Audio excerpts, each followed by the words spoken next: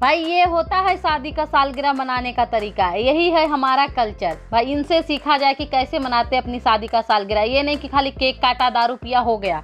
कल्लू और शिवानी ने जिस तरह से अपना शादी का पहला सालगिरह मनाया है, जो कि एक मिसाल है। बहुत कम लोग ऐसा करते हैं जो कल्लू कर रहे हैं, एक एक्टर होके। जिस तरह से कल्लू ने अपनी शादी का सालगिरह मनाया है कि भोजपुरी इंडस्ट्री के सभी लोग उनकी तारीफ कर रहे हैं, कल्लू के फैंस उनकी तारीफ कर रहे हैं कि भैया वाह, सालगिरह मनाना हो तो ऐसे मनाना चाहिए। हम आप सबको बता दें कि कल्लू और शिवानी का पहला शादी का सालगिरह था 26 जनवरी को। पिछले साल 2023 में इनकी शादी 26 जनवरी को हुई थी और हर साल इनकी शादी की सालगिरह 26 जनवरी को ही मनाई जाएगी, गणतंत्र दिवस। कल्लू और शिवानी ने अपने शादी के सालगिरह पर सत्यनारायण भगवान की कथा रखी, पूजा पाठ किया पूरे परिवार के साथ।